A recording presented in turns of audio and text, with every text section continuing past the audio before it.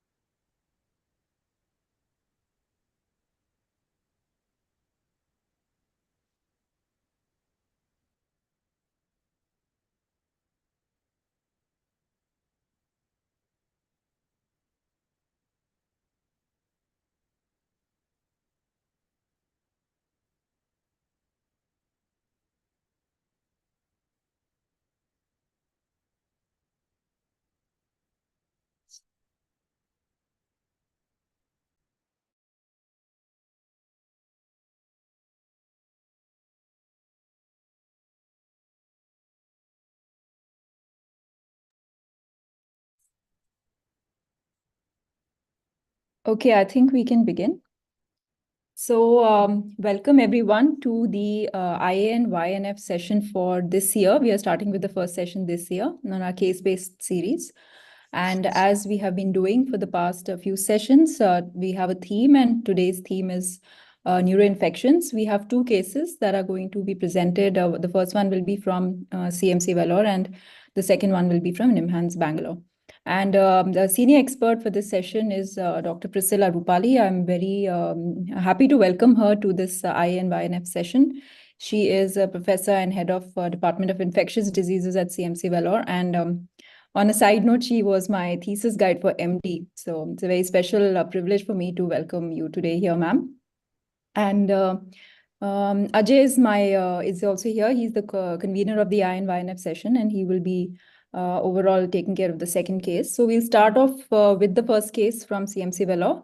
I invite Dr. Angel, Assistant Professor at Department of Neurology at CMC, to please initiate the first case. Thank you. Yeah. So thank you, Divyani, for this opportunity to showcase our case, a good learning case, which we had, and we had a very challenging time managing that patient. So I introduce Dr. John Davis, who's currently pursuing the third year of DM Neurology at CMC Vellore. Request him to share the screen and proceed with the case presentation.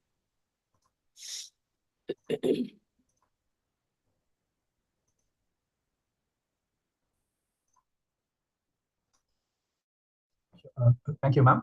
Good morning, everyone. I'll be presenting the first case from CMC Vellore. The title of my presentation is Trapped.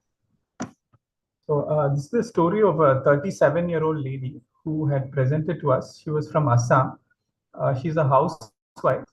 She presented with a history of progressively worsening headache for 3 months, new onset seizures for 1 month, and altered mental status for 15 days just prior to presentation. The details of the history, she initially started reporting the symptoms of headache, which was holocranial and severe for the last 3 months. And she said that it was progressively worsening. She also reported initially transient episodes of diplopia, which subsequently were persisting. It was horizontal diplopia and improved on closing one eye. She also reported to the relatives that she had neck pain during these episodes of headache. And there was photophobia, which the relatives had noticed. And 1 month prior to presentation, there was history of the first seizure having occurred. And there was another seizure which happened about 3 weeks after that. The relatives described this as a generalized seizure.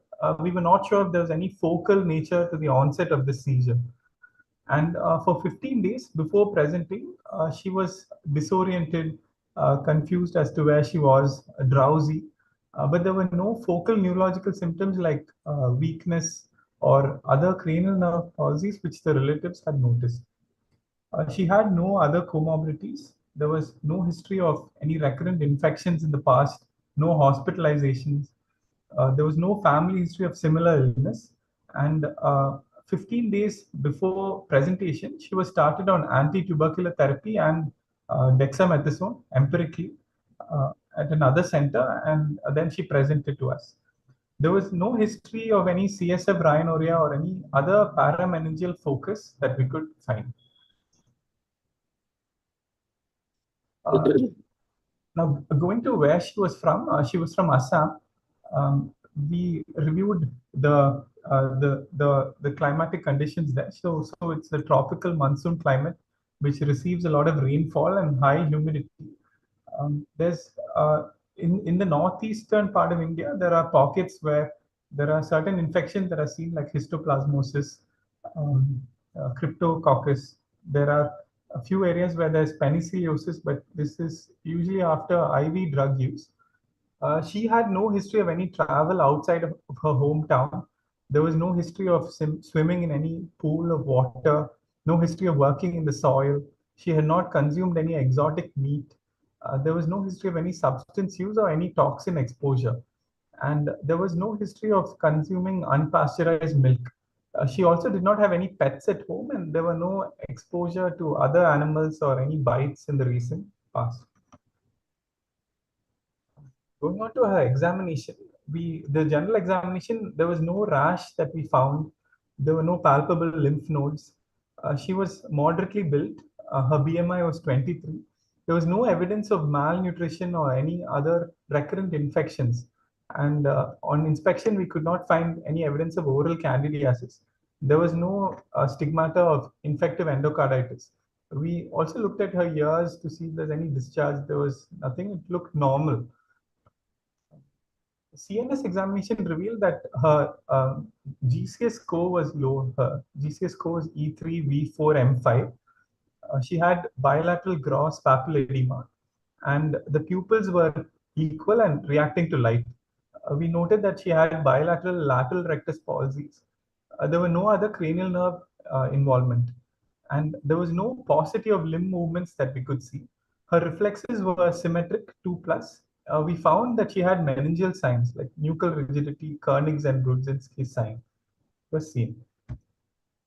So in this setting, what is the... Yeah, so thanks, John, for the initial presentation. So we're dealing with can get some inputs on what the clinical syndrome is, and considering what the possibilities are, can we have a short discussion? Any inputs from the audience?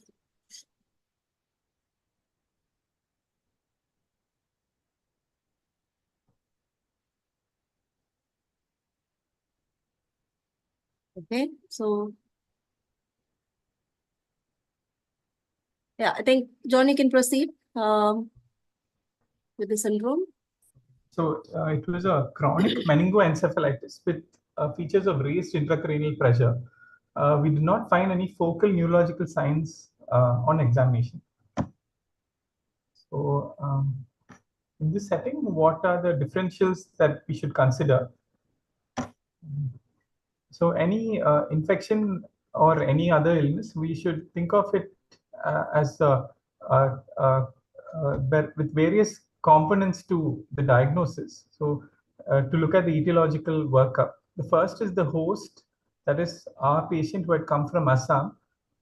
She didn't have any history of any unusual exposures or anything else. She was not immunocompromised. She was otherwise well. There was no family history of any illness prior to this. And she was apparently well in every other way. The second factor that we need to look at is the environment. So our patient presented from Assam. There are no clues from the history as to what pathogen could be causing this. From the environmental history, there was no unusual exposures that she had. Now coming to the agent that caused the disease, there was some differentials that we considered. So in this setting of chronic meningoencephalitis, we thought of infections. Obviously, tuberculosis is the most common organism seen in India. So Mycobacterium tuberculosis. Then we thought of other bacterial infections like brucellosis, syphilis. Then we thought of less common infections like fungal, cryptococcus, histoplasma. And although she didn't have any history of being immunocompromised or having recurrent infections, we did think of HIV with an opportunistic infection as a possibility. We also thought of non-infectious causes like neoplasms, maybe lymphomas can present like the sarcoidosis, SLE, chemical or drug-induced meningitis, and vasculitis that was presenting in this form in our patient. At presentation, we had done some basic investigations. We found that her total counts were 10,000. She was HIV negative. Her HbA1c was 6. Her creat, LFT were normal. The ESR was 25 and her CRP was 9. The chest X-ray, which was done at admission, also did not contribute to any clues in making the diagnosis. When she presented, we managed to get we got hold of her old reports. There was a CT scan which was done of the brain 1 month before presentation, which was reported as normal. However, we could not access the films. And so we proceeded with an MRI on the day of admission. As you can see in the images here, the first image shows a dilated fourth ventricle. The second image here shows asymmetric ventricular dilatation, the left-sided temporal horn here being dilated. The right side is not visible here. And in the third image, we can see that in the flare sequence, we expect this CSF space to be suppressed, but we are seeing some hyperintensities here, suggesting that there's some inflammation or some exudates inside of the ventricle. We can also see here there are a lot of basal exudates, and there's enhancement in the fourth image here. The last two images show us a lot of leptomeningeal enhancement. Along with that, we can see there's a lot of enhancement in the ventricles, the choroid plexus and the ependyma, especially showing that that region is specifically involved. We also noted that in the diffusion sequence, there were areas of diffusion restriction, especially around the ventricles, which on ADC appeared white, and ADC, the signal was suppressed, suggesting there was diffusion restriction. In one particular sequence, we found something that appeared like a ring-enhancing lesion. So putting all of this together, this is a patient who has come with a chronic meningoencephalitis with features of raised intracranial pressure. And we're finding asymmetrically enlarged ventricles with a lot of basal exudates, enhancement, and ventricular involvement in the form of the choroid plexus and the ependyma being involved. Yeah. And so at this point of time, any clues as to what the diagnosis is? I mean, at least a list of differentials will help us guide an empirical management till we get the microbiological diagnosis. So any inputs from the audience? Yeah, I mean, before we say that, I mean, actually, when you talked about the differential in the initial period also, that raised ICT always gives us a clue. So that was actually something which you should keep in mind. So if you have a raised ICT without, so the raised ICT obviously means that you could have hydrocephalus or a mass occupying lesion, or in terms of, so that's where actually probably cryptococcal meningitis can also be considered if you don't have any other changes in the brain. So even without having these two features, cryptococcal meningitis can present as a raised ICT. I mean, this is just one. And now this is a very thick exudate based with, with a significant amount of ventriculitis. So ventriculitis and ependymitis, which is there. And I'm not so sure about the ring enhancing lesion. Seriously, I'm not able to make out. It looks more like a thick exudate rather than a ring enhancing lesion. But anyway, because tuberculosis is very common, obviously, we would still think about tuberculosis as a possibility. Ventriculitis and tuberculosis can happen. It is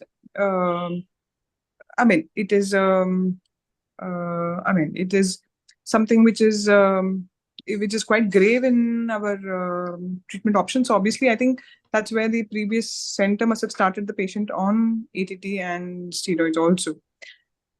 But given that, other causes cannot be ruled out. So you can have even bacterial meningitis, which can present exactly like this. And you can have fungal meningitis presenting like this. So the best option would be to try to get some tissue and evaluate.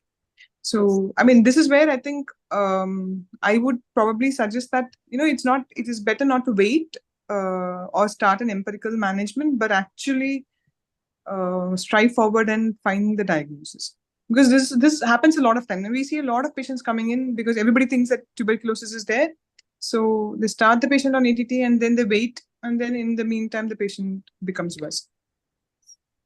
Thank you, Dr. Rukmani. That was a very good discussion. Any other thoughts on the pattern of this asymmetric dilatation of ventricles and this if you see the third picture, a lot of ventricular debris and the fifth picture, the inside the ventricular walls like an ependymitis type of picture. So any specific differential diagnosis which we can consider? Many Anyone's options aware are of there that? in the chat box, Angel. I think people have tried to say TB, melioidosis, cryptococcal, Yeah. brucellosis. Yeah. Yeah, some have also mentioned milioid, cryptococcal etiology, tuberculosis. I think TB is universally, it's been the first call. Brucellosis, sarcoid, yes, okay, fungal meningoencephalitis. Yeah, so we were also thinking the same line. These were the differentials because she was already on ATT and some amount of steroids were given, optimal dose of ATT and steroids, and she continued to progress. So over to John, take it forward. Yes, ma'am. So, as ma'am mentioned, our working diagnosis was tuberculous meningitis. We didn't discontinue any of the treatment that she was on, and she was continued on the anti-tubercular therapy with steroids. And there was a drop in sensorium, so an EVD was placed. So the CSF analysis from the EVD sample, it showed 120 cells with neutrophilic predominance. The protein was 769, the glucose being 65, and the CSF cytospin was negative. The CSF expert TB PCR was negative, and the initial smears in the cultures were all negative. Okay, so what next? So it's a neutrophilic pleocytosis and very high protein. Hypoglycorrhea is also there. The CSF smears didn't show any gram stain positivity, expert negative. Fungal smear, which includes the India ink, was negative, and the cultures were also negative. So any thought process? What do we do next? How do we proceed? Do you want to send any tests? I can see the chat box. Many people have mentioned NCC could be an SOL inside ventricles, tuberculomas, or a cryptococcomas. Possible. CMN encephalitis, ventriculitis. I'm not sure whether you meant CMV. Is it? Anything else? Okay, so further testing, what would you suggest? Someone has suggested pyrosequencing, galactomannan, etc. Yeah. So Liquidation. thought. Anything else which we have not mentioned in this list but could possibly help us?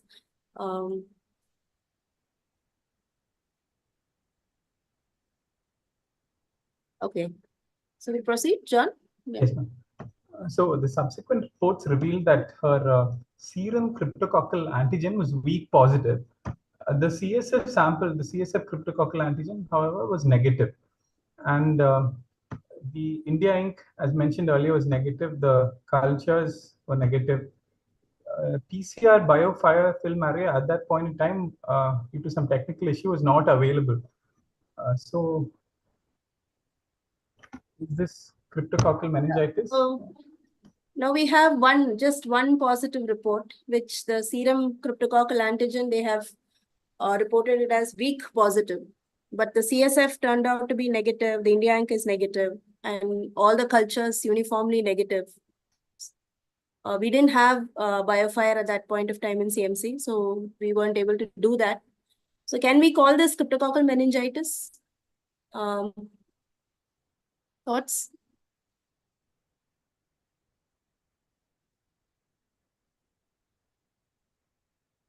I mean, I would probably again redo it. Okay. Send the CSF again Yeah. and check it out. Yep. For the antigen.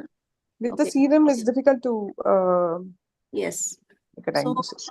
that's exactly our dilemma as well. But because she was very sick, we actually initiated her on liposomal amphotericin with flucytosine, in addition to the other drugs as well, which were continued.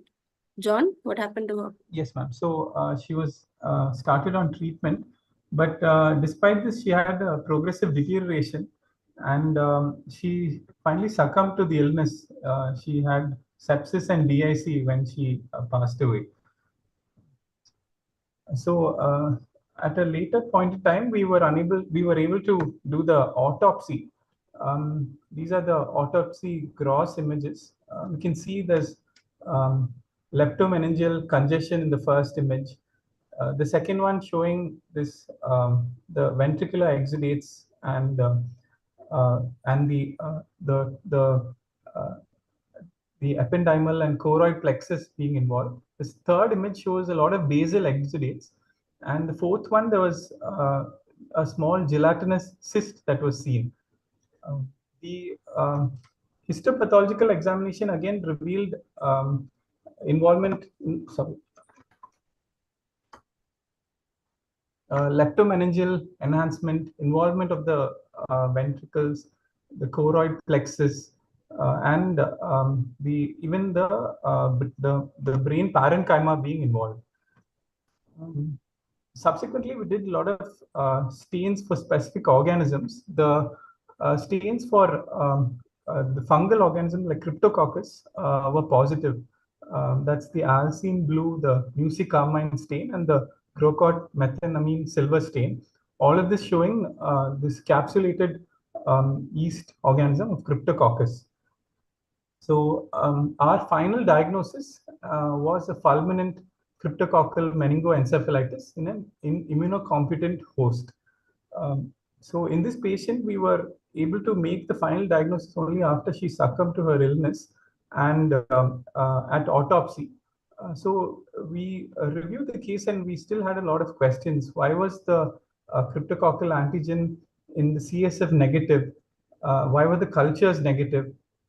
And so this started the discussion and we reviewed the literature on this. So briefly looking at cryptococcal meningitis, it's usually seen in the immunocompromised, most often in HIV. Other immunocompromised state like steroids, post-transplantation, sarcoidosis, and a certain this tyrosine kinase inhibitor use are also well described, but in about 30% of patients, no apparent cause is found. In fact, in our patient also, we had done a T cell subset analysis, which was also normal. And there are certain epidemiological factors that are described, but they're not well established. The pathogenesis of how this organism, it enters into the body through the lungs inhalationally, and then there's a hematogenous dissemination. There is CNS tropism for this organism. This is because of low complement activity in the CSF, and dopamine in the brain acts as a substrate for melanin production, and it's also able to invade the blood-brain barrier.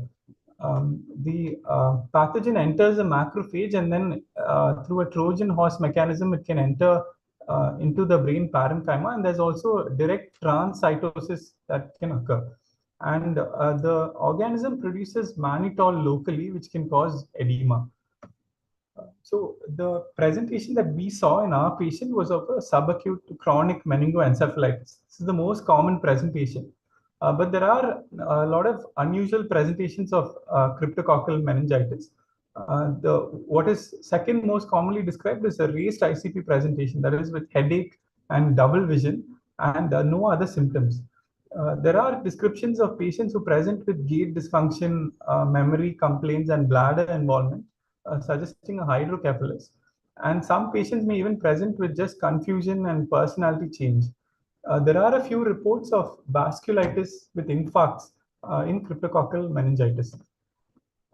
The other presentation is some patients may just present with visual complaints, which may be double vision, because of the involvement of the muscles, or they may have field defects because of cortical involvement, papilla edema, and specific areas in the eye and the optic nerve can also be involved. There are even patients who are presented with just hearing loss.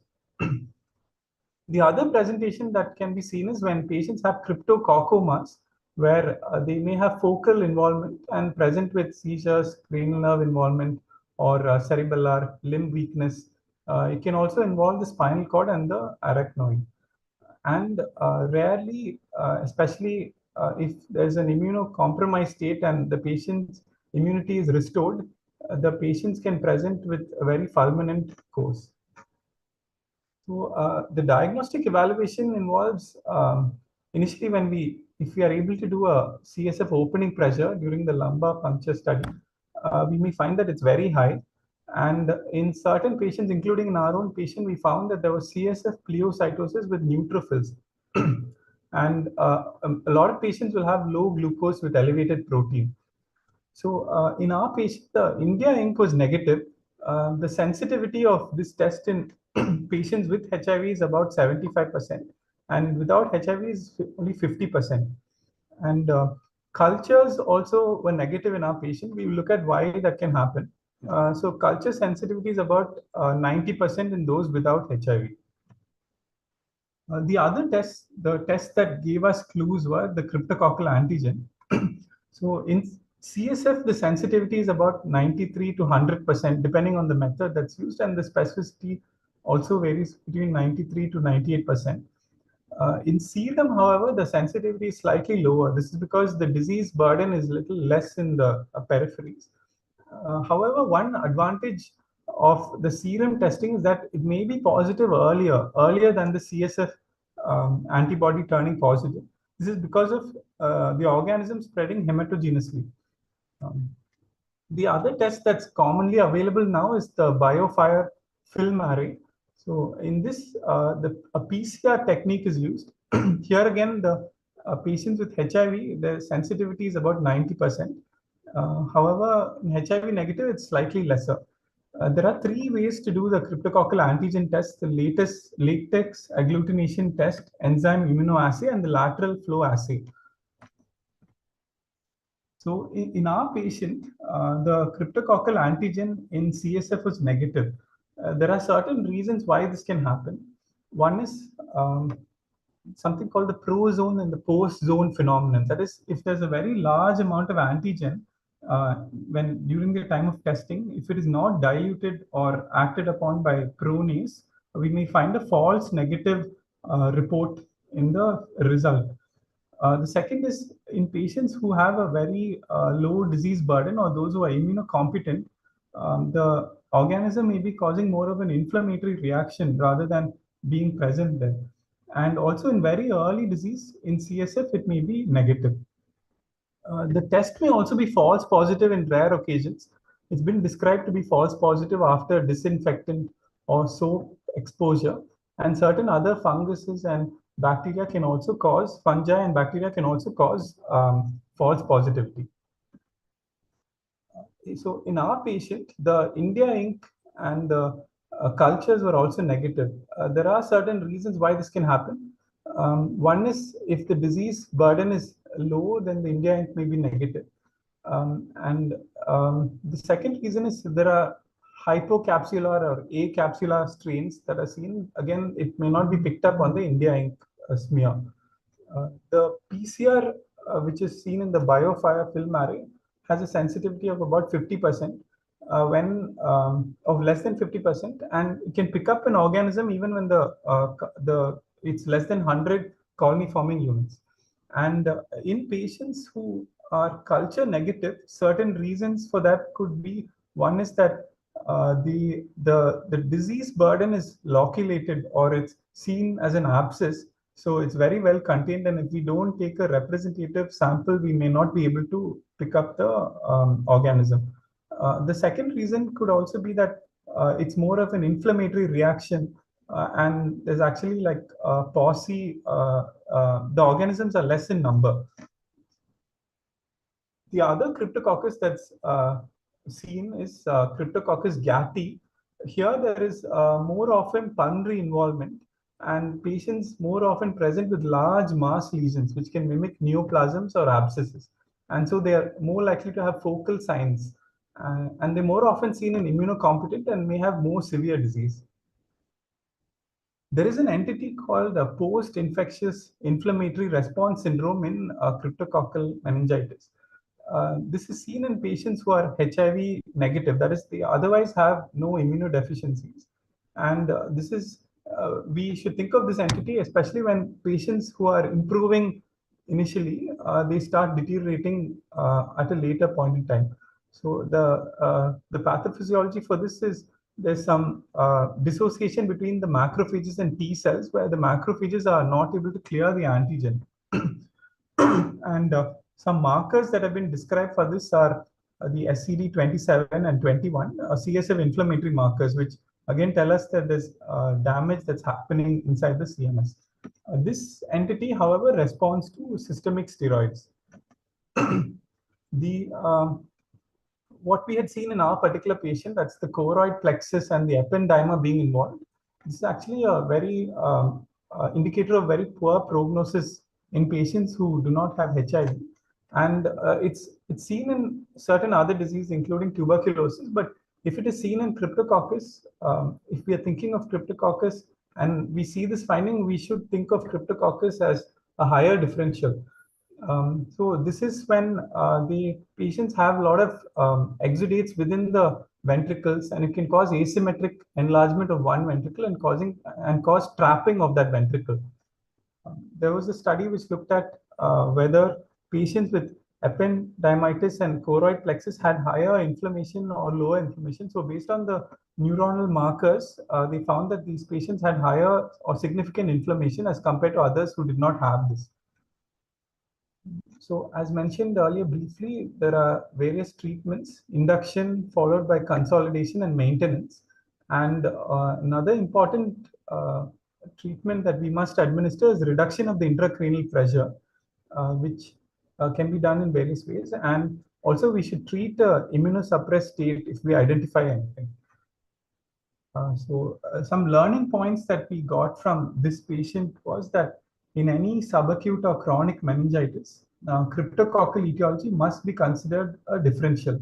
And some clues that can help us are, one, if we find persistent neutrophilic pleocytosis, if there's callosal involvement, if the intracranial pressure is persistently high despite treatment. And we must remember that the cryptococcal antigen in serum may be positive before the CSF. And sometimes the CSF may be negative, especially because of prozone or post-zone phenomenon. Another finding is this trapped ventricle and choroid plexitis. So if we see this, again, we must think of cryptococcus as also a possible etiology. And of course, when patients don't improve with ATT and steroids, we should start thinking of other differentials as well. And cryptococcus is one important differential. Thanks, John. So I'll just answer two questions. So fulminant cryptococcal meningitis with high fungal burden, but still CSF negative, still doubtful of your lab. Okay, so thanks for the question.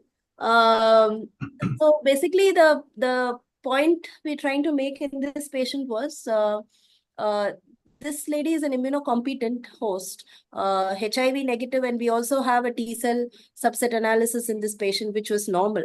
So in an immunocompetent host, the cryptococcal meningitis causes more of an inflammation, and this host inflammatory response tries to wall off the organisms very well. So that's what we were seeing in the autopsy. If you can put the autopsy sections, John, the microbiology.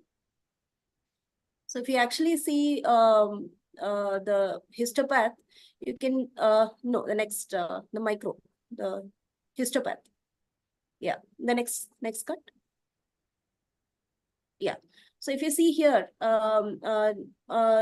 you can see all the organisms are well placed in a very walled off collection. So it's all cordoned off and they're all micro abscesses. And we had actually put the EVD into the trapped ventricle. If you go back to the MRI cut, John, the EVD the tip was actually in the ventricle, which was blown on the left side. But the whole microabscesses and the cordon collections were all on the right side. Possibly that's why we weren't able to get a representative diagnosis there. Other point we're trying to make is the inflammation here is very significant. So that is why the concept of this prozone and the post-zone phenomenon in cryptococcal antigen testing. When you have very high antigen load, you cannot get the precipitate positive. At the same time, when you have a high amount of antibody load, you still can't get a precipitate, which can be visually checked to call it positive. So I think these are the two major take-home points here. So especially when we're dealing with an immunocompetent host, getting a microbiological diagnosis from the CSF is very difficult. So this patient, if we would have done maybe a brain biopsy or a targeted microabscess biopsy, we would have definitely got the answer, but she was too sick and it's a very morbid procedure. And based on the serum CRAG being weak positive, we actually started her on empirical amphotericin, despite which she succumbed to the illness. So it's a very fulminant course. I hope I answered your question. What could be the reason for infection in the immunocompetent patient? That's the second question. So we are seeing cryptococcal meningitis. There are multiple case reports. And if you actually see the global trend, the disease is actually being increasingly reported now from a lot of tropical areas. So possibly this is something to do with climate change, global warming. There is increased environmental growth of this bacteria.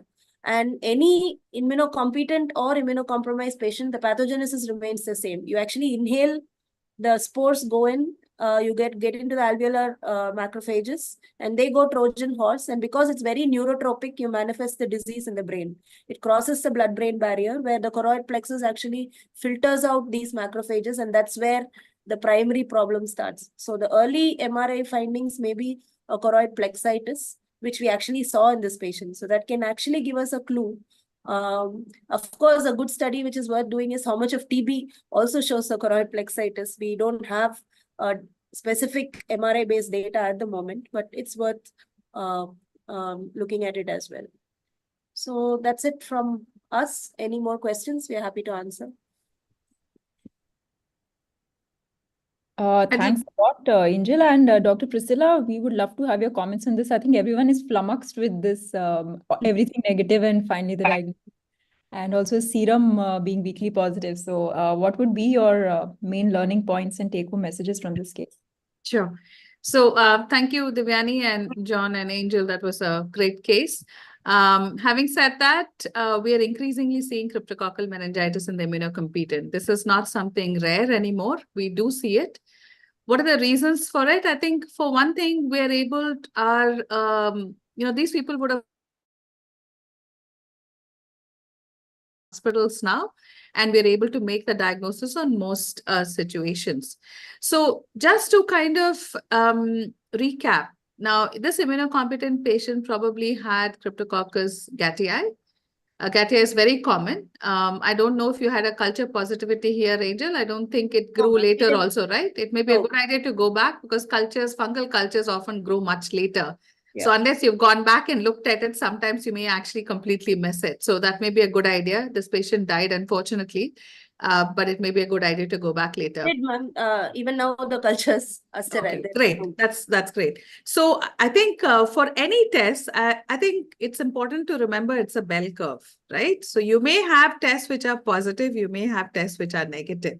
And you are trying to ascribe a test with absolute fantastic sensitivity and specificity, which doesn't often happen. And yes, I think prozone phenomenon and post-zone phenomenons are pretty common, especially when your fungal burden is high. But when you tie in the fact that you have a Cryptococcus gattii, which we know that the LFAs or the antigen tests that we use actually have a lower sensitivity in the immunocompetent individual. Most of the tests tend to extrapolate from the performance of a test in the HIV-infected individual, which really this clearly is not. So I think it's quite important to actually remember how it is. Just a few things about GATI.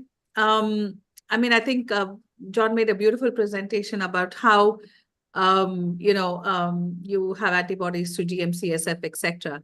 But most fungal infections in the immunocompetent individual, yes, you absolutely need a macrophages for your macrophages to be absolutely perfect for you to be able to ward this off. If you don't have perfect macrophages, you will actually end up with any systemic fungal disease, and Cryptococcus is just one of them. And a lot of the immunodeficiency workups do not concentrate on macrophage function defects. I think that is a big lacune in our understanding. They are not available actually in the country. So detecting a macrophage dysfunction is often a huge problem. And a lot of these individuals, like was done in this case, we often detect it only on autopsy or based on one tiny weak positive test. So yes, it is puzzling, but not unusual. It's important to remember that it's not unusual. One thing I could explain is probably there could have been an excess of either antigen or antibody in the CSF as compared to the serum, which is why it was probably easier to detect in the serum than in the CSF. We very often come across the situation in immunocompromised individuals due to transplant, where again, the detection is often a tissue diagnosis. So we've seen Cryptococcus producing like a cryptococcal arthritis. I mean, you wouldn't even think of it. And, it's just because we persisted. We did the biopsy thinking it was actually TB, but then it was actually Cryptococcus. And there again, there was only a false positive, not false positive, a weak positive serum cryptococcal antigen, and the CSF was completely negative, but you detected it from, the synovial biopsy. So whenever in doubt, and you think the clinical condition suggests it could be cryptococcal meningitis, and I think John and Angel have very clearly demonstrated a few pointers here. I mean, all the MRI phenomenon, which is features, which I'm not aware of too much. But for us, when we're suspecting an immunocompromised individual and you're suspecting, we never really take a weak, positive serum cryptococcal antigen lightly. That's a very important thing to consider, especially in an immunocompromised individual like a transplant. In HIV, for us, it's very common. Basically, there are enough studies to say they described, it can be detected early. So it's like a preemptive therapy.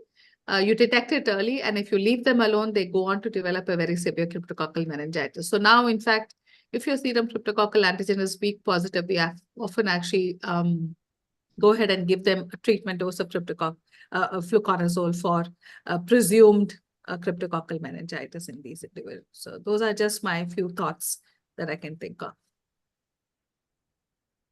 Okay, so that was excellent, fantastic job, John, Angel, and thank you for your inputs, Priscilla ma'am. And I also see that Dr. Mrinal has raised his hand. Sir, would you like to say something? It's okay. Everything has been discussed, and I congratulate the speaker for excellent presentation. Okay, thank you, sir. And so with that, I would like to ask Ajay to take over for the second case. Thank you. There has been an excellent session and great discussions and very interactive. And we hope to keep it that way for the second session as well. The second one is also going to be equally interesting. And to carry forward with the proceedings, I call upon Dr. Rohan Mahale, who's additional professor of neurology at NIMHANS. He has innumerable publications to his credit. And over to you, sir. You're on mute. You'll have to unmute yourself. Thank you, Dr. Ajay. And I thank IN and Dr. Divyani and Ajay to give us an opportunity to present the case. So the case will be presented by Dr. Deepak Chadda, who is an active neurology resident from NIMHANS. So, Dr. Deepak, can you share? Yes, sir. I'll share.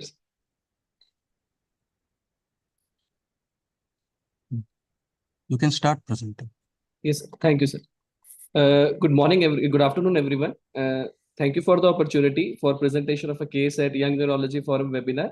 My case for today's presentation is entitled Brain Invader, a cryptic TB mimic.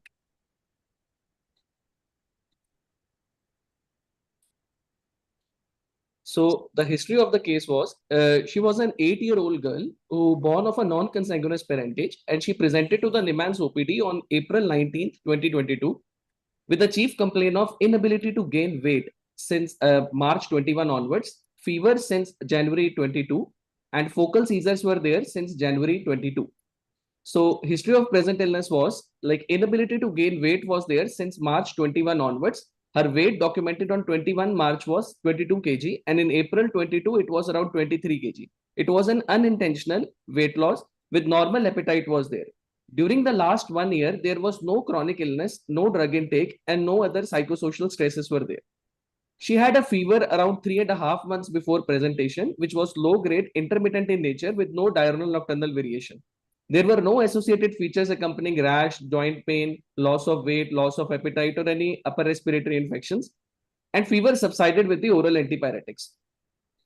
There were focal seizures since January 22. Onset was on the 16th of January, and semiology was a tonic-clonic movements of right upper and lower limb with impaired awareness associated with uprolling of eyes, tongue bite, and urinary incontinence was also there. Duration was around less than 1 minute, and frequency of these seizures were once in every 10 days. So patient was actually initiated and maintained on levetiracetam around 500 mg OD, which is 22 milligram per kg body weight, and clobazam around 2.5 mg OD. Dose of antiepileptics were suboptimal as per the age and weight, and they were initiated before coming to NIMHANS. There was no history of any memory complaints or behavioral disturbances, no visual abnormalities, double vision, or any bulbar symptoms, no history of any limb weakness or sensory deficits, no limb stiffness, no bowel bladder involvement, or no history of any drug intake. In systemic symptoms, there were no significant systemic symptoms were there, including no joint pain, stiffness, no orogenital ulcers, no jaundice. Mother had a history of tuberculosis about 10 years back as a family history. And in treatment history, patient was on levetiracetam and clobazam as previously told. Birth history was normal. She was born of a non-consanguineous parentage, no perinatal insults with the normal developmental milestones, and she had an average scholastic performance presently in 4th standard. So summary and analysis of the symptoms. She was an 8-year-old girl with a normal birth and development, and she presented with a 1-year history of inability to gain weight, followed by a 3.5-month history of fever associated with frequent episodes of right focal seizures were there. So the first symptom was inability to gain weight over 1-year duration. So I would like to think it of as some chronic infection states that may cause as an inability to gain weight over 1 year. Maybe as an 8-year-old child, there could be some malabsorption syndromes as well. There can be a gastrointestinal disorders pertaining to poor weight gain. And a last factor I also consider it to be as a poor intake as well in an 8-year-old child. Second symptom was a low-grade fever over 3.5 months period. Again, I would like to think it of some systemic involvement that is pertaining over last 3.5 months, leading to such low-grade intermittent fever. And that right focal epilepsy she had, I'll localize it to left cerebral cortex. It can be frontoparieto-temporal in origin, as she had a focal seizures with impaired awareness associated with tongue bite and uprolling of eyes were there. So proceeding for this was the symptom analysis of mine. So focal seizures in the setting of fever and inability to weight gain. So with this background, actually, we thought of it as a causes of recurrent focal seizures or epilepsy in children on a background setting of inability to weight gain. So proceeding further, when we thought of as a causes of focal epilepsies in children, we broadly divided into 2 basic categories. One are self-limited focal epilepsy syndromes, and some can be a focal epilepsies with known causes.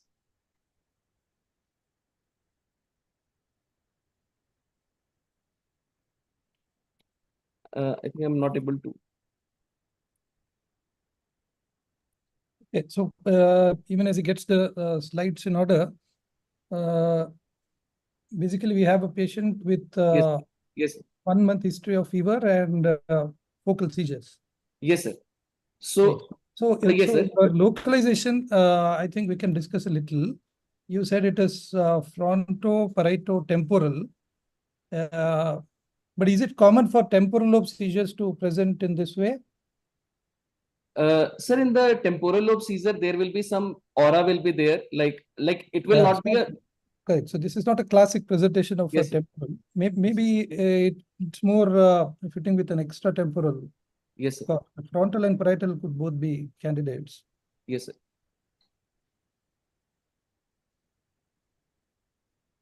You can proceed. Yes, sir. So we thought of as the cause of focal epilepsies in children. These are broadly categorized into two main headings. One are self-limited focal epilepsy syndromes. It can be, or it can be a focal epilepsy with known causes. In self-limited focal epilepsy syndromes, we have a two main syndromes. It can be a self-limited epilepsy with centrotemporal spikes, or it can be some autonomic seizures as well. Age group and normal neurological examination favor these two diagnoses, but background history of fever and poor weight gain and semiology and occurrence of seizures were different. As in centrotemporal spike epilepsy with centrotemporal spikes, seizures will be mainly during the falling asleep or during the sleep, and they will be majorly a lower face involvement with prominent drooling will be there, dysarthria and facial twitchings will be there. So semiology will be different. When we come to focal epilepsy with known causes, we have multitude of causes are there, including immune-mediated infection, genetic, structural abnormalities are there. Coming to infectious causes, among focal epilepsy with known causes, infections can be tuberculosis to consider of, neurocysticercosis, toxoplasmosis, CNS parasitic infections, and fungal infections. The points in favor are background history of fever is there and inability to gain weight is there over 1 year period. That could suggest of a chronic underlying infection, but there were no symptom history was not there suggestive of any contact except for the mother had a TB that also 10 years back, and no recent travel history was also there. Among second category, immune-mediated causes can be there, including NMDA encephalitis, M-GLU R5 associated limbic encephalitis, Rasmussen syndrome we can think of, and VGKC antibody-mediated disorder also we can think of in focal epilepsies under immune category. Again, age group and recurrent focal seizures are the favoring points, but these mostly these immune-mediated epilepsies will be very drug-resistant seizures. They'll have a drug-resistant seizures, and there will be a multi-axial involvement also will be there, not just limited to the focal seizures, and mostly they'll have a very good response to immune modulatory agents. So these were like against the points I thought of in terms of immune-mediated conditions. Again, third category of focal epilepsies can be because of some developmental anomalies like focal cortical dysplasias can be there. Again, age group and recurrent same semiology seizures favor the developmental structural anomalies. But points against are multifocal epilepsies. Evolution is very common in structural epilepsies, and also drug-resistant epilepsies are also very common if it could be a FCD or a cortical malformation. Some acquired structural causes also we can think of like HIE, stroke, any tumors like low-grade tumors like gangliomas and dysembryoblasthic tumors, post-infectious and prolonged febrile seizures. Age group and focal seizures, they favor the point, but there is lack of history suggesting of any acute antecedent event and there is normal birth and developmental history that doesn't go along with the acquired structural causes.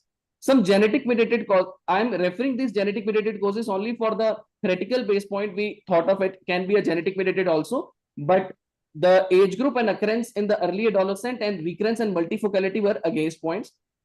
As per theoretical causes, we can also thought of it as a metabolic causes also. But again, these seizures as of if focal epilepsy is mediated by metabolic causes will mostly be generalized seizures, intractable epilepsies, milestone delay will be very common and multi-axial neurological involvement will be there. So among the possibilities based on the clinical history, focal seizure in the setting of a fever and inability to weight gain, preference wise over. Can we have a differential diagnosis from the audience or panelists?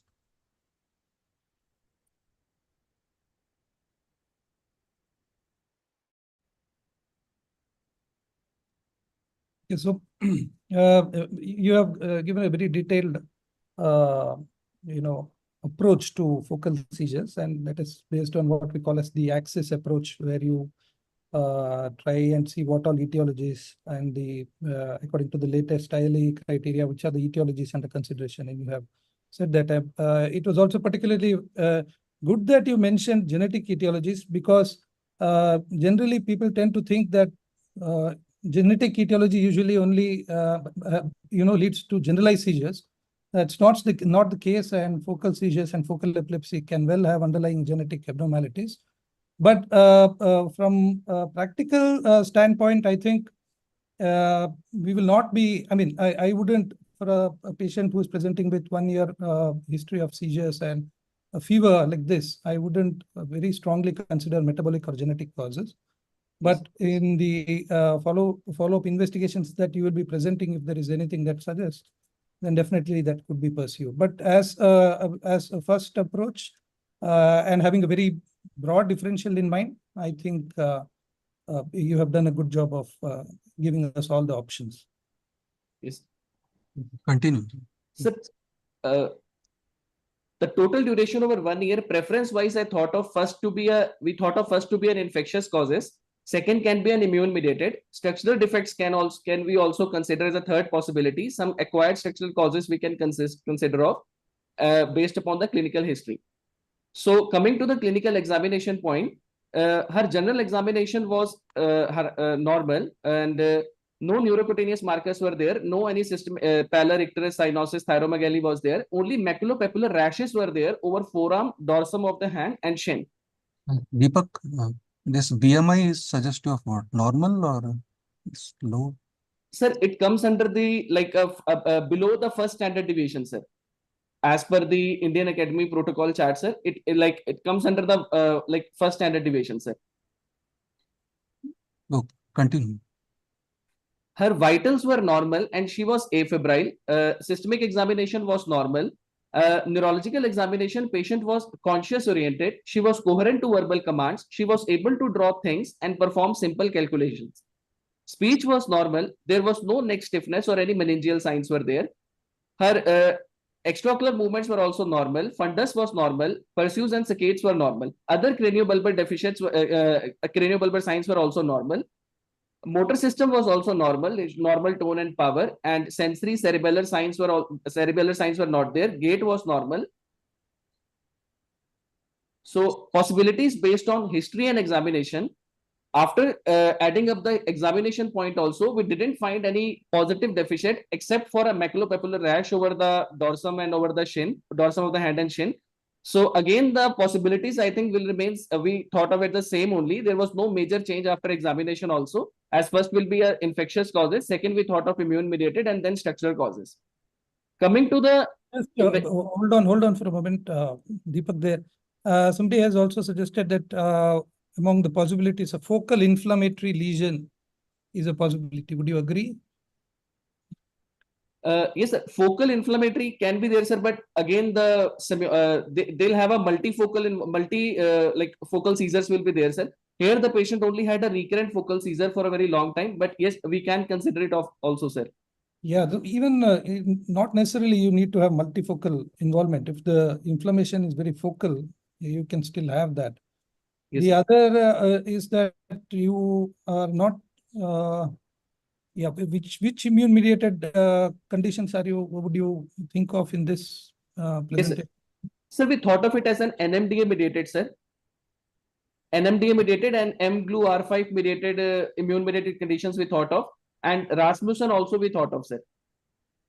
Yeah, early Rasmussen's can definitely sometimes present like that, where they may have focal seizures to begin with, and then later on progress to develop a sort of an EPC and a hemiplegia. But NMDA, Rohan sir, what do you think, sir? No, first possibility will be Rasmussen's encephalitis, focal. Yeah. So what do you mean by focal inflammatory lesion, Deepak? Focal inflammatory, sir, there can be there can be an inflammatory lesion, like a granulomatous lesion can be there, sir. Involving the focal parenchymal involvement can be there in any of the lobe, frontal, parietotemporal, any lobe, but any inflammatory lesion can be there, sir, like a focal point, can suggest of any infection or an immune mediated sequelae, sir. What are the causes of focal inflammatory lesions? Sir, it can, like to begin with, it can be an infection, sir. Like any chronic granulomatous infection can be there, sir, like a TB or Can you name the different? Yes, sir. Can you name the infections which can cause focal? Sir, yes, sir. TB, it can be, sir. Even a neurocysticercosis, we can think it of, sir. And even some like occult, some in an immunocompetent host, even can some parasitic infections also we can think it of, sir. And like that, sir. In the infection category, in the immune-mediated category, like some even demyelination can be there, sir. Focal plaque demyelination can also present. Non-infective granulomatous lesions. We can think it of as a demyelination, sir. Any vasculitis, we can think it of, sir. Focal vasculitis. Sarcoidosis. Yes, sir. Yes, sir. Okay. Go to the text. Yes, sir. So after history and examination, we evaluated the patient. Her routine investigations, including hemogram and neurochemistry, RFT, electrolytes were all normal. Viral serology was normal. ESR was only 21, and it was higher up to the, like, according to the pediatric age group, it came to be in the higher value. Viral serology was normal. Then later CSF was done. In the pediatric age group, like 7 cells were there. That was actually slightly mildly raised as per the age group of the patient, but CSF proteins and glucose were normal. And all the CSF infective panel we sent pertaining to the infection background, but all came to be negative. Deepak, when was the CSF done after the onset of illness? Sir, it like basically patient presented to us, sir, 3.5 months after the onset. In the 3.5 months after the onset, sir, that time in the admission we did, sir. Okay.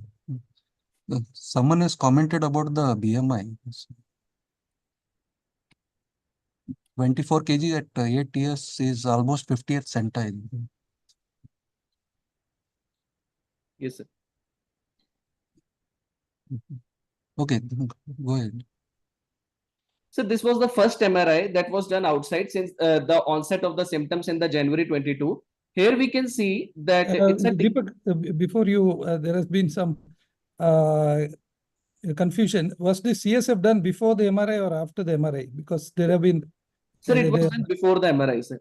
Basically, first MRI we had of the outside, sir, in the first month itself. So basically, the order of presentation you have changed because you want to keep it for the end. Is that right? Yes, sir.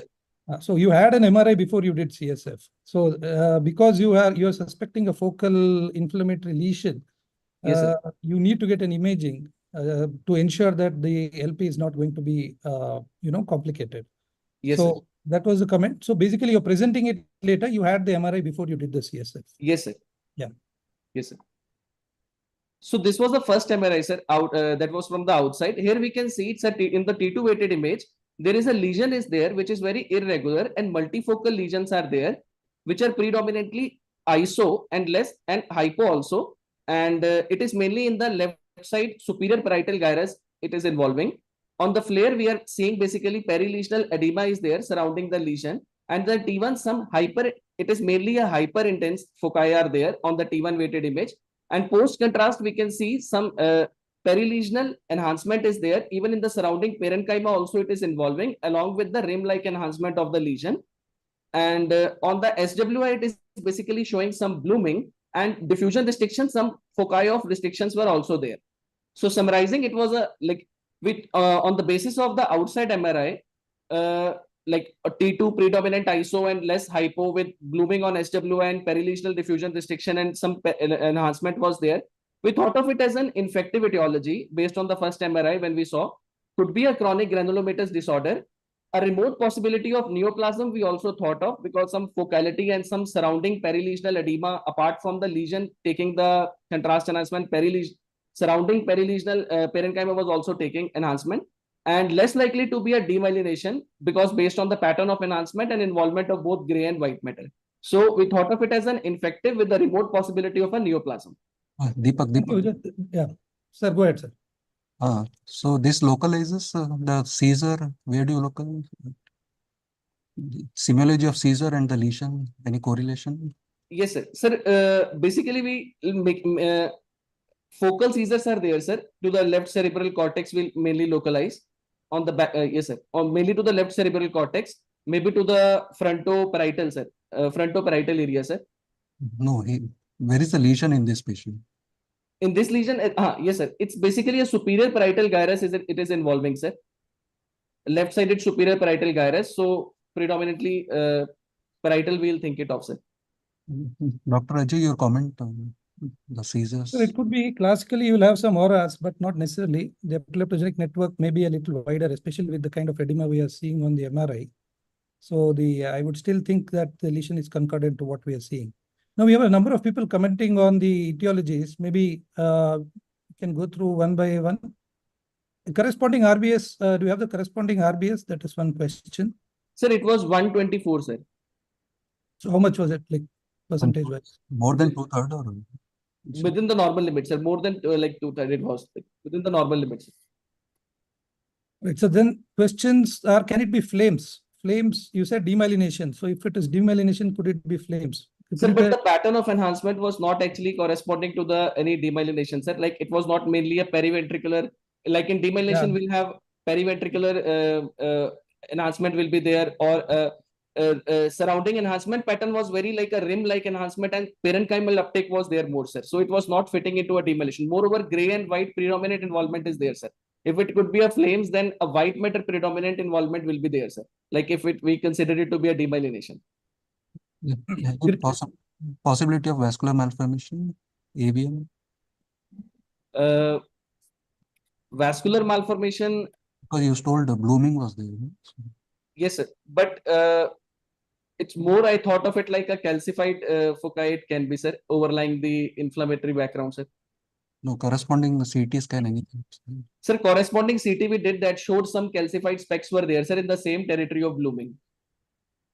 Okay. So one more possibility was pediatric brucellosis. So we'll come to that later. What about DNET? DNET? DNET is highly unlikely with this kind of an MRI. You have a lot of flare hyperintense lesions there. And you have DNET will have more of cystic sort of a component. And this is not the kind of contrast enhancement that you would expect. So I wouldn't consider DNET here. The other considerations are still. Go to the next slide. Yes, sir.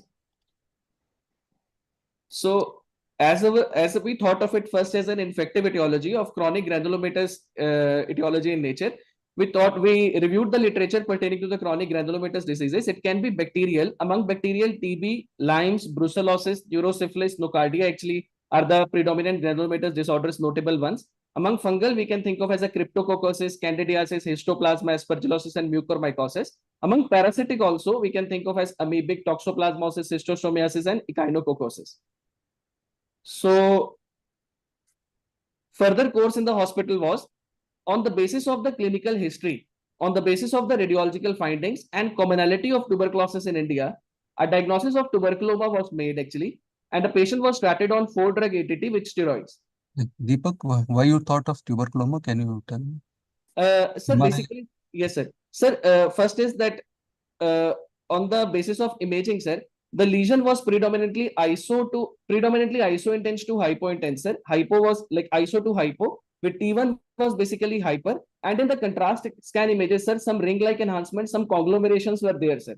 The only odd point on imaging was a surrounding parenchymal enhancement was also there, apart from the rim-like enhancement. And conglomeration was there. Some of the main, like many points were there, sir, on the imaging that were favoring the TB, sir. Why can't be cysticercosis or brucellosis?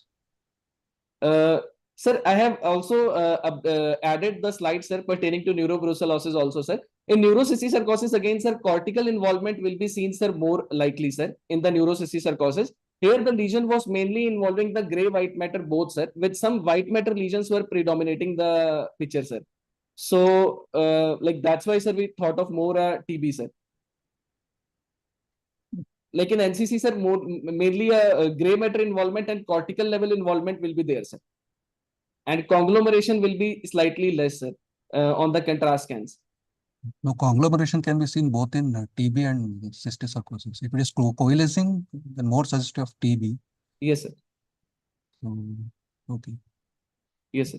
So we thought of as a tuberculosis, a diagnosis was made and patient was started on 4-drug ATT with steroids. Antiepileptics were continued and patient was discharged and counseled regarding the need for prolonged treatment. So first follow-up patient came to us after 3 months, that is in September 22. The right focal seizures were persisting like before. So dose of levetiracetam was increased to 45 milligram per kg body weight and oxcarbazepine was added. Fever actually subsided in the preceding 3 months. So our only complaint was persistence of right focal seizures. So in viewpoint, MRI brain was repeated on this first follow-up. Now this was a second MRI that was done, that is in September. First MRI was during the January. Here we can see that there are 2 lesions are there. One in the superior parietal cortex and one is the superior parietal gyrus and other in the inferior parietal gyrus. Lesion is same, like it's a T2 iso to hypointense lesion is there, along with there is severe perilesional edema is there. Here we can see that the superior lesions are basically they are decreased and the new lesion in the inferior parietal cortex is seen. That was not seen on the previous MRIs of January. Perilesional edema has increased and the white matter involvement has also increased in comparison to the MRI of January. Again, the lesion on T1 is behaving the same. It is hyperintense on T1 and contrast enhancement. We can see that there is a veil-like enhancement is there. Rim-like enhancement is there. Both of the lesion and the surrounding parenchyma is also taking the contrast enhancement. And within the contrast enhancement, there is a linear non-enhancing lesion is also seen. So here superior also and a new lesion in the inferior parietal cortex has also came. That is basically a new finding in the September scan, first follow-up scan. Deepak, what do you mean by veil-like enhancement? Sir, veil-like means, sir, it's a basically it's a linear enhancement. Linear lesion is there, sir, with some serpiginous borders are there, sir. That here, sir, linear lesion with some serpiginous nature is there, sir. So like that. There are some questions. Was magnetic resonance spectroscopy was done? Yes, sir. The second next slide is of that only, sir. Like this is an MRS we have. So the lesion was basically some surrounding diffusion restriction is there. And again, the blooming were seen on the in the SWI also. In the MR spectroscopy, we are seeing basically choline peak is there, and we have choline peak is there, and NAE peak is basically reduced. So, and there is also a lactate peak we also had. So basically, the increased choline peak and reduced NAA peak basically suggest a infection and inflammation etiology, and lactate peak per se suggests a neuronal damage is there. So, like this was the so MR spectroscopy mainly suggests a infection and inflammatory etiology, sir. Like and lactate peak suggests a neuronal damage, sir. Okay. There is one more question. Why was the MRI second scan was delayed? Usually we do after 6 weeks. So why was the delay in repeating the scan? Basically, that first MRI was there, sir. All the sequences were there actually. So we discussed with we took the neuroradiology opinion also. So like at that time there was no like we didn't thought of getting a new. There was not considered a need for a new MRI, sir, because that time the sequences were all completed. It was done just 3 months priorly only, sir. So and the patient then came to us only after 3 months. How like we told to come after 1 month, but he reported to us after 3 months in the first follow-up. So that time we thought of considering an MRI brain. Okay. This new lesion, can it be a paradoxical reaction? Sorry, sir. There is one question. You told new lesions are there. Can it be a paradoxical reaction? Sir, actually, the new lesion was actually behaving the same as the previous lesion, and all the properties like contrast enhancement and iso to hypointense nature was all the same. So it was more looking like a previous lesion only that is basically expanding because of the avid contrast enhancement and parenchymal enhancement also, sir. We thought of it like it is a new lesion only, the old lesion only that is now expanded to the new category, a new territory. But paradoxical cannot be ruled out. Yes, sir. Okay. Any CSF eosinophilia was there or peripheral eosinophilia? So there was a mild eosinophilia is there, sir, around like just around the total like among the total, it was around some 6 to 7% was there, sir. But in the PBF, actually, we didn't had a eosinophilia cells were there, but overall on the CBC, some 6 to 5%, 5 to 6% eosinophilia was there, sir. CSF or serum? Yes, sir. CSF eosinophilia was there? No, sir, not CSF, serum only, sir. Okay. Go to the next one. Yes, sir. So at this point, basically some atypicality in imaging was there because the patient was on ATT since last 3.5 months and lesion was actually persisting in this first follow-up September imaging. And there was also a new lesion that was cropping up. So a decision of biopsy was actually taken at this point because of atypicality in imaging, but the decision was deferred because patient at that point has a thrombocytopenia. Platelet count was around some 43,000. And moreover, parents were also not willing for the biopsy. So patient was actually shifted to maintenance regimen of ATT and was asked to come again. Okay, next. So next follow-up patient came in March 23. That is around some 11 months on the ATT. Clinically, patient was asymptomatic. There was no fever and there was no occurrence of seizures also. So to look for the interval change in the lesion, a repeat MRI we did. So this was an MRI in March 23. That is around 11 months. This is a third scan now in the continuity. Here we can see that a new lesion again has, we are able to see, it is in the left side temporo-occipital area. Again, the lesion is T2 iso to hypointense lesion is there with expansile lesion with white matter involvement is also there, gray white matter. And a significant perilesional edema is also there. And there is a surrounding parenchyma is actually a diffusion restriction is there with some blooming foci are also there on SWI. And in the contrast enhancement, we can see more conglomerated lesions are there. Again, rim-like enhancement along with the parenchymal enhancement is also seen. And a linear non-enhancement lesion is seen within the contrast enhancement. There is a non-linear non-enhancing lesion is also seen. So in this third MRI, the old lesions were actually in the superior parietal lesion and the inferior parietal lesions were basically in the resolution trend. And a new lesion in the left temporal occipital region was seen. And again, the lesion was avidly contrast enhancing. So again, here also we thought of it as a chronic infective lesion only. We more likely considered it chronic infective etiology only. So again, coming to our possibilities that we thought of it in the beginning, chronic infective etiology of granulomatous lesion, bacterial, fungal and parasitic. Here fungal actually we thought of it as a less likely because our patient was asymptomatic for last 12 months. So our main point of we thought of it as a two possibilities. It can be either a bacterial or a parasitic nature. Among bacterial, actually, the possibility of mass lesion here is very less likely because we can see that on the serial 3 MRIs, the lesion is having a migratory nature is there from the left superior parietal gyrus to inferior parietal gyrus to now to the temporo-occipital area. And properties of the lesion on the imaging is all same. The contrast enhancement pattern is all same on all the 3 scans. So at this point, we thought of it, it can be a bacterial or parasitic. And fungal also we thought of it can be a aspergillosis we thought of. Among bacterial category, we were thinking it can be a tuberculosis or brucella or nocardia we thought of.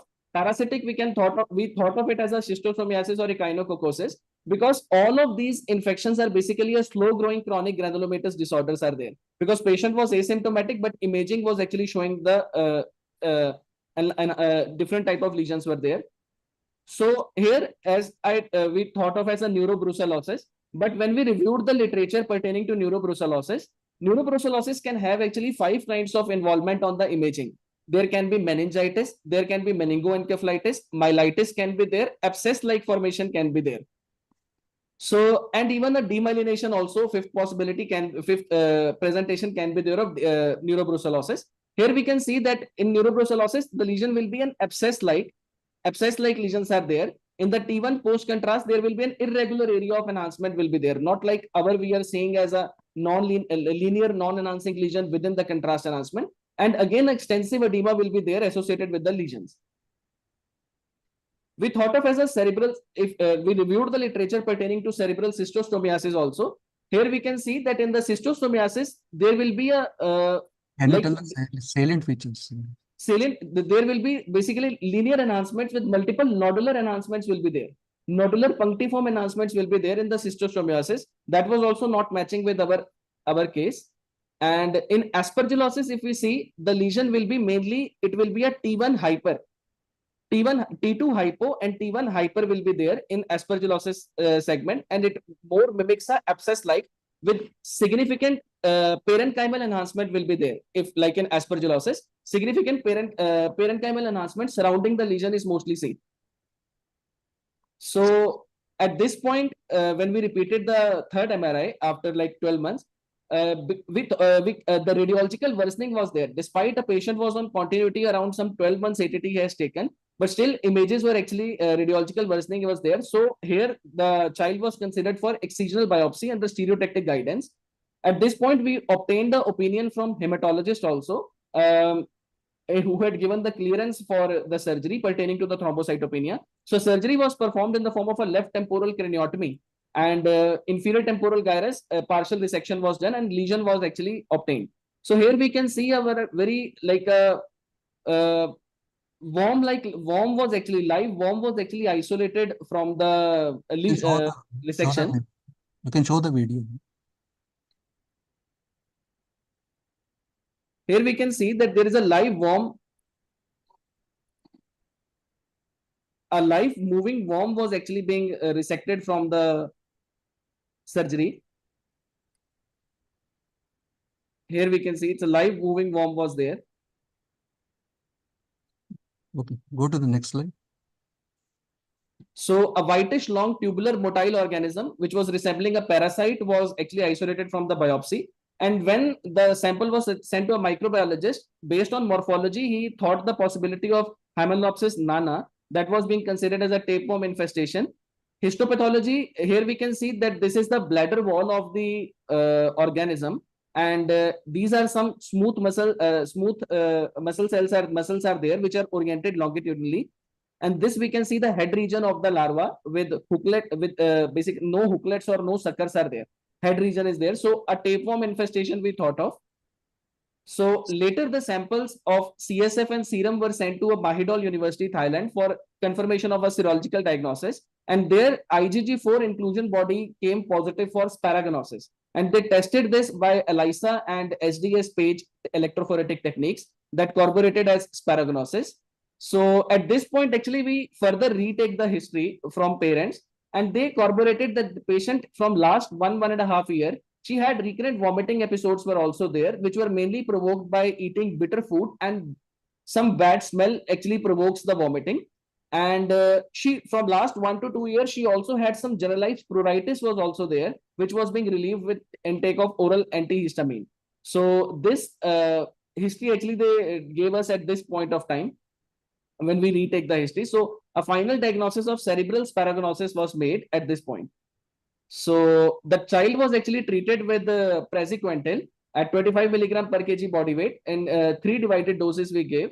And here we can see that this was a repeat imaging that was done after the patient was done with the praziquantel course. Here the temporo-occipital area, the resolution of lesion is there. Significant resolution with white matter edema has also came down. And the contrast enhancement, though it is there, but as comparison to the third MRI that I showed you in the March 23 sequelae, it was very less contrast enhancement was there, and a significant resolution of lesion was there, is now seen. And even the flare also we can see perilesional edema has also considerably came down. So can you tell brief about the sparaginosis? Yes, sir. So sparaginosis, basically we reviewed the literature. It is caused by a plericercoid larva of the Spirometra tapeworm, and this tapeworm basically belong to a Diphyllobotheteria family. There are 4 species of Spirometria, but more that is Areniciferous, Mansonoids. More commonly, they are reported in the China, Japan, and Southeast Asian nations. Now, the definitive host of Spirometra is dogs and cats. First, like here we can see dogs and cats are the definitive host. When the unembryonated eggs are passed in the feces, then these embryonated eggs goes to water, and then coracidiform, the second stage coracidia comes, that is basically intaked by the crustaceans, and the crustaceans actually further being ingested by the reptiles like frogs and fishes, which comes to be the second intermediate host, and finally they are being eaten by the definitive host. Here the human beings actually come as an accidental host. Human beings can actually acquire the infection by the ingestion of the plericercoid larva, either through ingestion of the raw or uncooked flesh, or through drinking the contaminated water from the natural resources. And even in China and Southeast Asian nations, there is a practice of applying the flesh of the infected organisms to the open wounds to facilitate the healing. They have a practice in Southeast Asian nations. So that is also is considered a mode of transmission for sphaerognosis. And the clinical manifestations of sphaerognosis can be a proliferative or a non-proliferative type. In proliferative type, the plericercoid larva mainly remains to the dermal limits to the dermal proliferation and deep connective tissues. However, in the non-proliferative, from the dermal area, the sphaerognosis goes to involve the end organ involvement like lung, liver, and eyes and CNS, and they produce the organ effects. In the cerebral sphaerognosis, the most serious complication that we can see is like seizures are there, followed like myelitis tops the list, followed by seizures, headache, altered mental status, and hemiparesis. Even increased intracranial pressure and cranial nerve deficits can also be seen as a manifestation of cerebral sphaerognosis. This is a imaging background of cerebral sphaerognosis. This is a study that was done of over 25 patients were there who underwent an MRI imaging, and there they actually told that most of the cerebral sphaerognosis lesions are very multifocal, as in our patient we can see, and they can disseminate in the white matter predominantly in the parieto, occipito, temporal, and frontal lobes. Less common sites are in the basal ganglia. Primary characteristic of the lesion will be that there will be a migratory live worm will be there with undulating motion. And this migratory worm actually makes a tunnel along the track of motion that we can see as a tunnel shaped sign. And this sign will be iso-intense predominantly on T2, as we can see in our images also.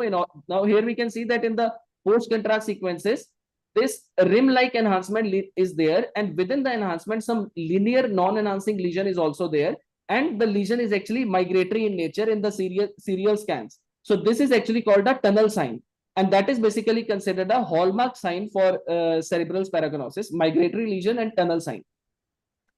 So how we can make a diagnosis of cerebral sphaerognosis? We can there is a clinical diagnosis, imaging diagnosis based upon MRI features, as I recently told.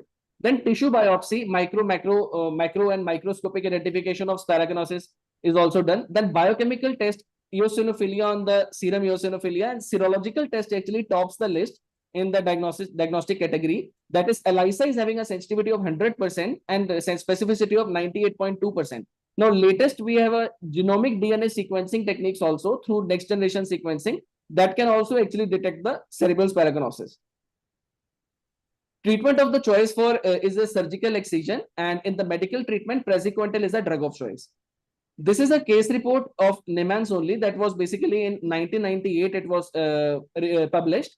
There also two cases were there where the similar kind of a patient presented with a mass-like lesion, paraparesis were there, and the mid-thoracic compressive mass lesion was there, and a plericercoid larva was actually resected through the surgery only.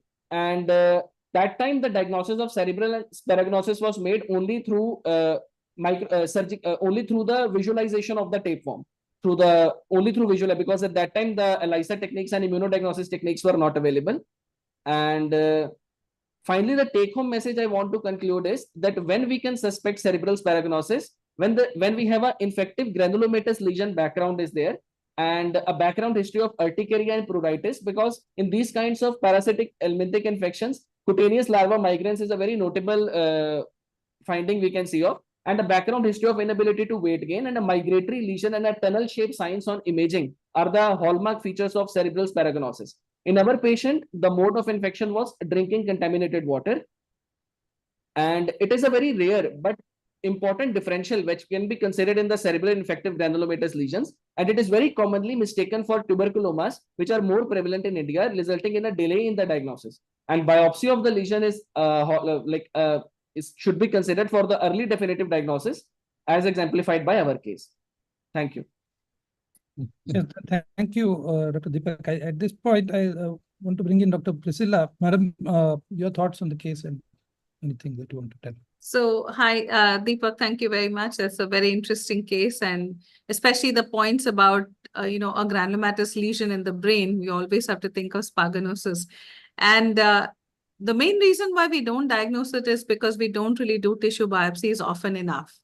And I guess for us, the way we teach is lesion in the brain with skin lesions. Think parasitic, especially in our country, it's pretty common, and in an immunocompromised individual also, it's pretty common. So cutaneous lava migrans traditionally does not have any involvement of the brain at all. So that's ankylosoma brasiliensis, which just stays there in the foot. It doesn't, or whichever lesion is in contact with the soil where they've acquired it, and it just roams around there and it dies in the subcutaneous tissue. So, but the things which can actually go into the brain, one of them is sparganosis, and the other things are, gnathostomiasis. That's another nematode which can actually go into the brain and can produce similar lesions. The third thing that we could think about, of course, not really lesions in the brain, but can cause lava currents, which is caused by strongyloides, which can also cause a meningitis in the brain. I'm not aware of any lesions it can cause similar to this patient, but that also is something that we see as a result of strongyloides. So excellent. There are no clear-cut markers here, unfortunately, and you have to actually do a biopsy to be able to diagnose this. And this is unfortunately something till we have better, diagnostic tools available in India right now. It's a problem. Surgical removal is actually the treatment of choice. So even if you don't follow it up with praziquantel, it's okay, or even albendazole, but surgical removal is probably what will actually treat this. So thank you for this very interesting case. Thank you. Thank you, ma'am. Rohan sir, we have quite a few questions, but I'm afraid we don't have the time to answer all the questions. Rohan sir, you can give us your final thoughts. Yeah, in India, we commonly think any granulomatous lesions, we commonly think tuberculomas and tubercular this one, and we don't ask for biopsy. So in this patient also, the biopsy was delayed for 1 year. Fortunately, it was done, and we got the live worm, and she's doing well. So, like Dr. Deepak told, the take-home message that it has to be identified earlier, and earlier treatment is of importance. So thank you, Deepak, for this case. Thank you, sir. One last thing. So what is the Thailand connection? You had to send it to Thailand. How did you come across that? Dr. Deepak, you can answer. Sir, basically that in pediatric neurology, sir, we have consultants, they had a connection, sir. Dr. Parol is there, sir, head of helminthology. There actually, sir used to readily actually respond to the mails, and he had a head of, like in helminthic cases, he used to help, sir. In microbiology point also, and in pediatric neurology also, sir has helped previously also, sir. Maybe I can answer that. So Mahidol Institute of Tropical Medicine is a very famous institute. And they have actually pioneered a lot of the tropical disease data. They have extensive research capability, extensive diagnostic labs. So I think they are one of the best parasitology labs actually in the world. So Thailand is, Mahidol University is, especially in Southeast Asia, I think is the foremost. Thank you, ma'am. That's very valuable information for us. If someone out there is dealing with some unknown parasite. I think it has been an excellent discussion. Fantastic. Yes, thank you, Deepak. I think you were in the hot seat for quite some time, but you did well.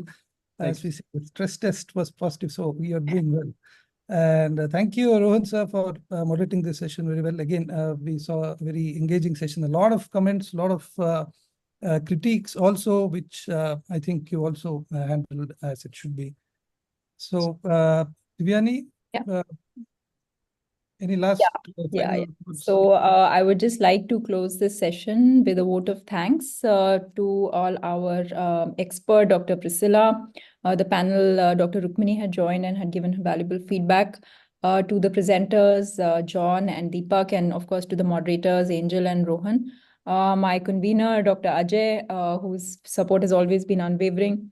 and to the digital support team who have always flawlessly executed the program online. For those of you who missed it or you want to go back to the session and have a look at what was happening, the session is available on the Indian Academy of Neurology YouTube channel. So the next session for YNF will be in June, where we'll be back with some more interesting cases. Thank you all for your active engagement and participation today. Thank you. Thank you.